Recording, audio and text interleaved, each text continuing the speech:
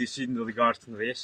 So friends, आज हम एक केस के बारे में डिस्कशन करेंगे। अक्सर देखा गया है कि जो गोट्स होती हैं उनके बिफोर पास्चुरेशन या आफ्टर पास्चुरेशन उनके अडर और टीट में स्वेलिंग आ जाती है। कई बार ये जो स्वेलिंग है ये हाफ अडर में और एक टीट में आती है। कई बार जो ये स्वेलिंग है फुल अडर में या दोनों टीट में आ जाती है। सो फ्रेंड्स, इसको कहते हैं goat edematous edema in udder and teats. जो अडर एंड टीट का टिश्यू होता है उसमें फ्लूइड का अकुमुलेशन हो जाता है और उसकी वजह से यहाँ स्वेलिंग आती है। हालांकि ये इन्फेक्शियस डिजीज नहीं आती, बट हाँ टाइमली इसका ट्रीटमेंट ना किया जाए तो आगे चल के यह मैस्टाइटिस में बदल सकती है।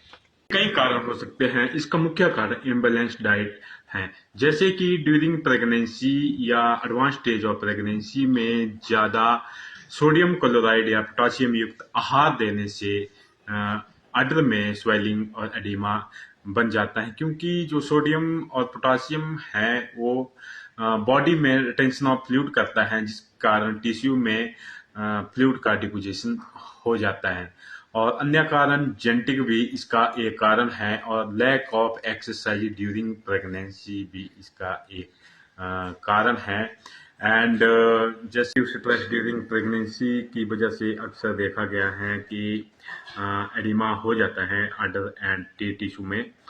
और जैसे जैसे फीटस ग्रो करता है तो मेमोरी वेन्स में प्रेशर पड़ता है, जिस कारण जो अडर की तरफ ब्लड फ्लो है वो रिस्ट्रिक्ट हो जाता है, और जो लिम्फ फ्लूइड है उसका ड्रेनेज भी बाधित हो जाता है, रिजल्टिंग जो अडर में पानी का वाटर का फ्लूइड का डिपोजिशन होना स्टार्ट हो जाता है।